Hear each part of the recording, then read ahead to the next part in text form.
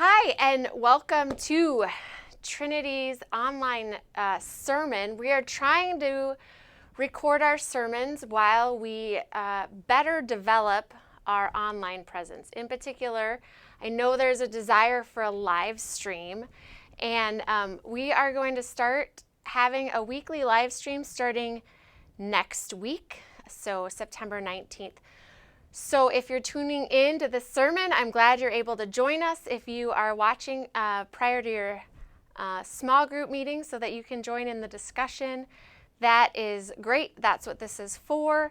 And then next week, for those of you who are homesick or in the hospital or waiting, for things to be safer for us to gather in larger groups, then we want to meet you there. If you're tuning in to a Trinity broadcast, so to speak, for the first time, my name is Pastor Kari, and this is Trinity Lutheran in Rhinelander, Wisconsin. Whoop, whoop. We love our hodag and our lakes and trees. So anyway, welcome to this sermon time.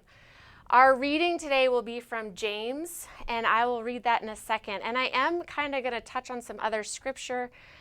The gospel for today is from Mark, and so I'm going to save that till the end so you don't have all these readings right in a row. But that is going to be Mark chapter 8, 27 through 30, and then our James reading is James chapter 3, verses 1 through 12. So how about I get started with that? Not many of you should become teachers, my brothers and sisters. For you know that we who teach will be judged with greater strictness. For all of us make many mistakes. Anyone who makes no mistakes in speaking is perfect, able to keep the whole body in check with a bridle. If we put bits into the mouths of horses to make them obey us, we guide their whole bodies. Or look at ships, though they are so large that it takes strong winds to drive them, yet they are guided by a very small rudder wherever the will of the pilot directs. So also the tongue is a small member, yet it boasts of great exploits. How great a forest is set ablaze by a small fire. And the tongue is a fire. The tongue is placed among our members as a world of iniquity. It stains the whole body, sets on fire the cycle of nature, and is itself set on fire by hell. For every species of beast and bird, of reptile and sea creature, can be tamed and has been tamed by the human species. But no one can tame the tongue, a restless evil full of deadly poison. With it we bless the Lord and Father, and with it we curse those who are made in the likeness of God. From the same mouth came blessing and cursing. My brothers and sisters, this ought not to be so. Does a spring pour forth from the same opening both fresh and brackish water? Can a fig tree, my brothers and sisters, yield olives, or a grapevine figs? No more can salt water yield fresh. Well, last week, during our in-person worship service, Pastor Tim, as we went around and we shared celebrations, birthdays and answered prayers and things like that, Pastor Tim shared with the congregation that we were about to celebrate our 20th wedding anniversary. Our 20th wedding anniversary was the 8th of September, which was just this past Wednesday. It seems pretty much impossible for us to have been married that long. Like, how could 20 years have passed? It's pretty unbelievable. Well, somebody over here on this side of the congregation kind of shouted out, like, when do we get to hear the romance story? And Pastor Tim was kind of like, yeah, not right now. So I'm going to oblige that request just a little bit.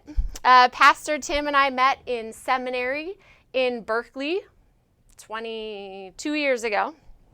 I grew up in California, so going to seminary in Berkeley just made a lot of sense. It's really the only seminary I had heard of at that time, and it's the only one west of the Mississippi. So for this California girl, it made a lot of sense to go to PLTS in Berkeley, Pacific Lutheran Theological Seminary. Well, Pastor Tim is from Minnesota, and he went to ELCA, Lutheran college, and so he thought, he should go out to California, go to seminary, see more of the church, see a different perspective of the Lutheran church. And let's face it, if you're an ELCA Lutheran, really Minnesota is kind of the hub and kind of where all the action is can sort of feel like the center of things at times. So it was a good decision for him to go out west for those reasons, but also because I was out there. And so I'll spare you all of the details, but about 2 years after our first conversation, which I believe was about fishing in Minnesota, which I had done some of growing up throughout my life because my grandparents were in Minnesota, we got married. It was kind of a cloudy day. Some little things went wrong, like the florist never showed up to the reception. I didn't really care. I didn't really notice. That didn't really matter to me. Mostly what I wanted was to start our life together. So we left then from our wedding to go to our honeymoon. And so we have this plan, right? We're going to stare lovingly into each other's eyes 24/7 for not quite a week, but 24 hours a day. That's what you do on honeymoons, right? You just stare lovingly into one another's eyes and just be excited that you get to be together. So that's what we did. Well, we got married on September 8th. Tuesday was September 11th. And we did what tourists do when they're on the North Shore of Lake Superior. We walked around Grand Marais, Minnesota. We went into gift shops. We went to some artsy, fancy, really nicely arranged, sort of felt museum-ish places. We looked at the water. We walked around. We held hands. We stared lovingly into each other's eyes. But we knew something was going on. Like, it was weird. It just felt weird. We'd been to Grand Marais before, and the people had never been as weird as they were being on this day, but we didn't know what or why until we walked in to this really nice art. It was a store, like you could buy the art, but it felt very much like a museum. It was very fancy. There's a really nice sort of art museum aesthetic to it. And the woman there had like her radio blasting. Remember, this is 2001, so people weren't carrying around iPhones or whatever. I don't know what you'd even use right now, but she had this like really dinky radio where you had to kind of go like this, to tune it in just right. And it was sort of blaring and sort of like didn't go with the ambiance of the place. And she said weird things to us, and we just kind of were like, oh, hi, nice to meet you, whatever. But then she said, oh, you guys don't know. And we looked at each other like, what? And then she began to tell us what everybody else knew, or everyone else seemed to know, except for us, that planes had crashed into the Twin Towers in New York. Everyone has a 9/11 story.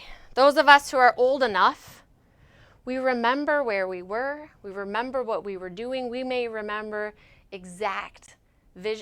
what we saw or exact words that we heard when we saw this event that sort of changed our reality, our understanding of our safety, our understanding of what terrorism might look like, or what war maybe looks like on our own turf.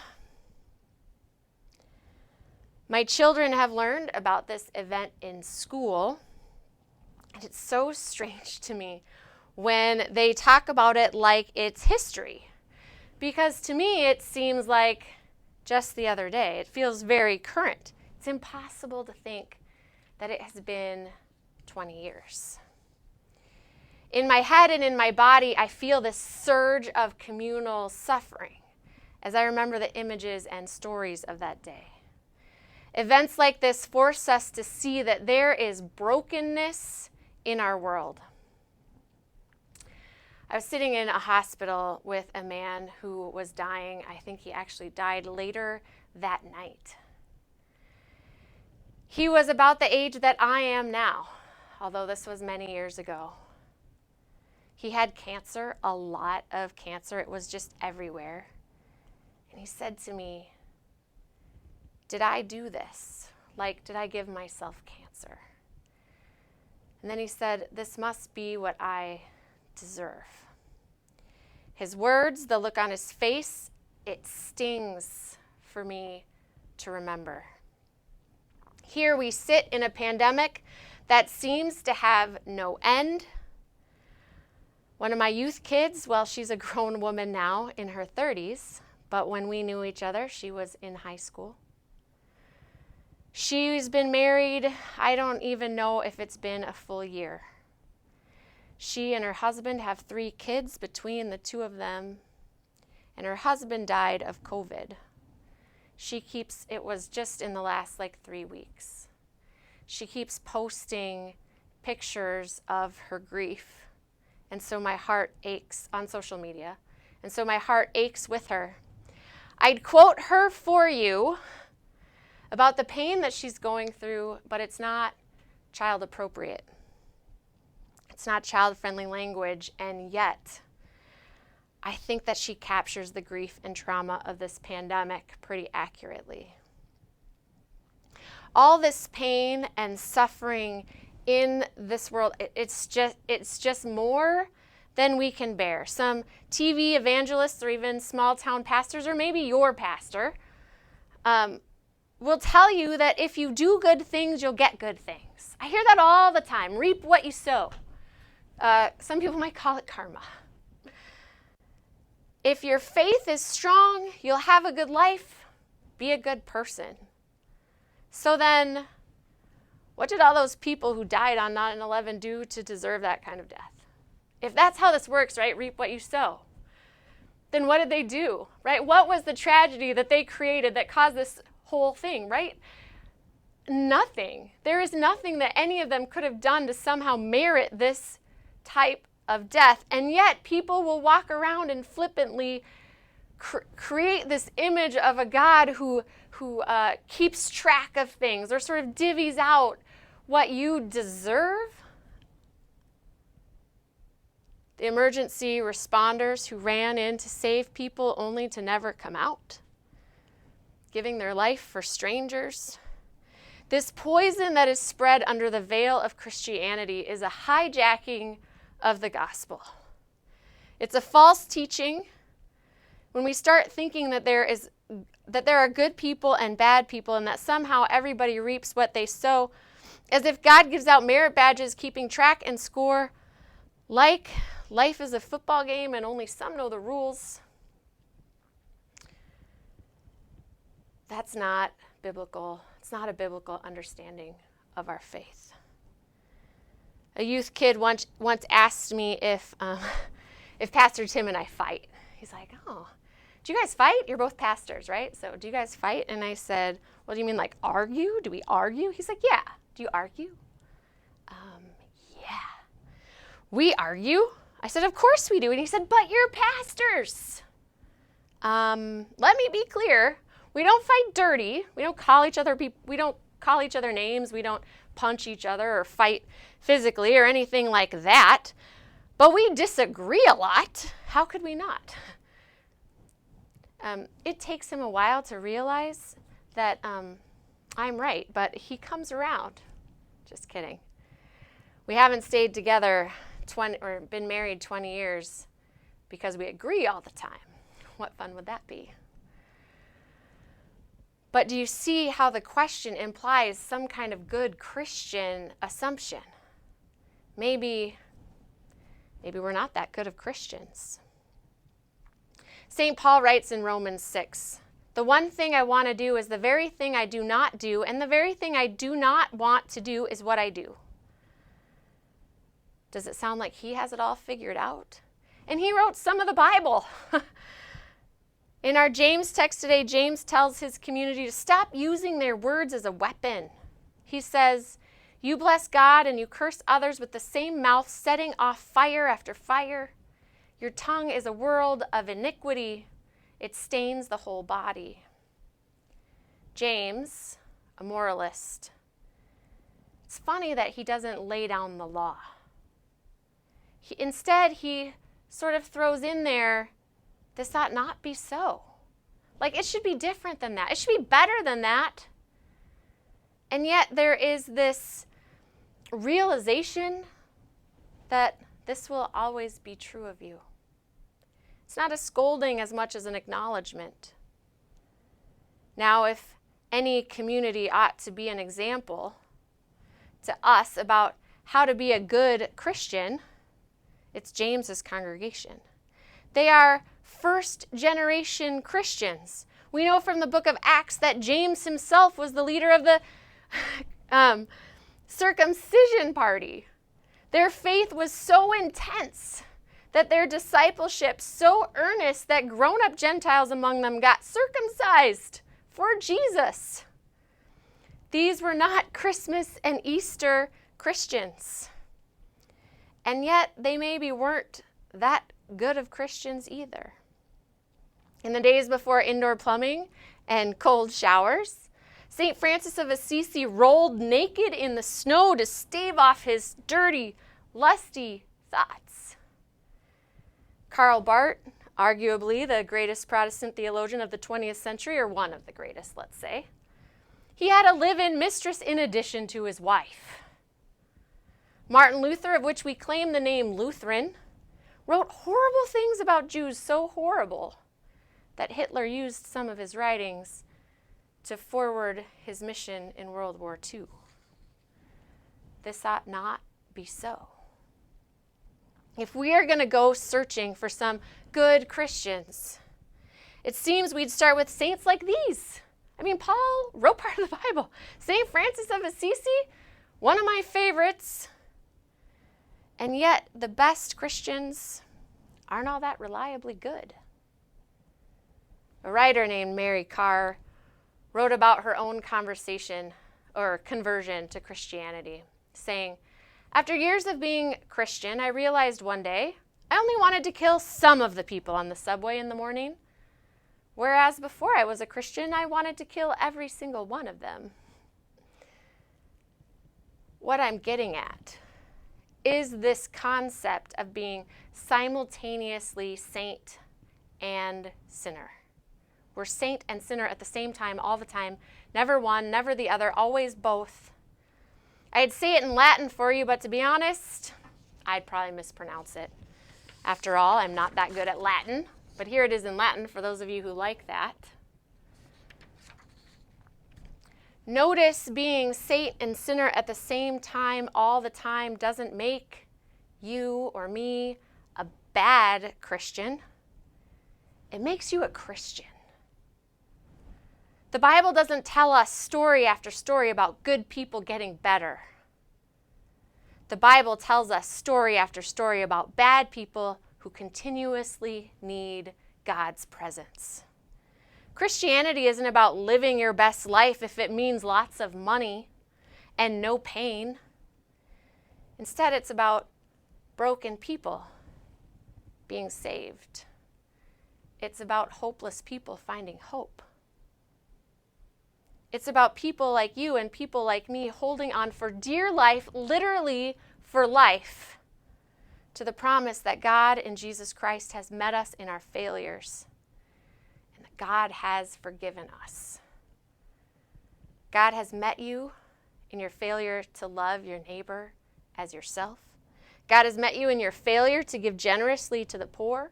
God has met you in your failure to be a good mother, to be a loving husband, to be a patient sister or a compassionate son, or a good boss or an understanding daughter. God has met you in your failure to tame your two-faced tongue. And God said, you do not know what you are doing. I forgive you. I know some of you are thinking Christianity isn't about good people getting better. It isn't? That can't be. It can't be all grace, can it? Grace, grace, grace, grace. Really? It can't be grace and nothing but grace, so help me. That would be foolishness. In order to be a good Christian, surely there's stuff we should do. I heard a pastor once say, as soon as you attach a should to grace, it's no longer grace. It's a good little nugget I will not forget. So let's take your question a little farther. How is it that a religion based in acknowledging our own sins and faults and shortcomings has become virtually synonymous with judgmentalism and self-righteousness? How is it that good news for sinners has become bad news for so many? This is what I think. When we lift up our faith as some kind of self-help book for good people to get better or bad people to become good, it's no longer, or it's not long before we're telling people to do better, be better, which kind of sounds like I'm better than you. Or worse, you're not good enough. Good enough? Good enough for God? Really? You know, I've been a pastor for 18 years. It's unbelievable to me. I've been a pastor for 18 years. And you know how many atheists I've met who've told me, oh, Christianity, it's too much, it's too merciful for me. There's too much grace. I can't take all that forgiveness. Yeah, none. Zero. Never. Do you know how many I've met who've written us off because we're the opposite? Too many to count. In this time of putting people in categories or deciding who may be good and who may be bad, in this time where we've lost sight of the unity we all share because of our flesh and our bones, because we were all created in the image of God, in this time when the message of grace is being hijacked, let us hear Jesus' question as if for the first time. From Mark, Jesus went out with his disciples to the village of Caesarea Philippi, and on the way he asked his disciples, "Who do people say that I am?" And they answered him, "John the Baptist, and others Elijah, and still others one of the prophets." He asked them, "But who do you say that I am?" Peter answered him, "You are the Messiah." And he sternly ordered them to not tell anyone about him. Who do you say that I am? Who do you say that Jesus is? Jesus is the one who pours out grace upon grace, forgiveness upon forgiveness, hope upon hope. Jesus is the one that we follow, not those false teachers who claim that they know something we don't. If they're advertising something that doesn't sound like the Jesus that we know, that we have met, then clearly it's not him.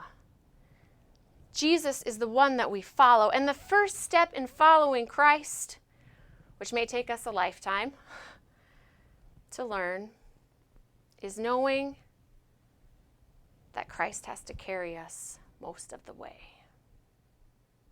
Because that's grace. And maybe, just maybe, that's where we begin to answer Jesus' question. Amen.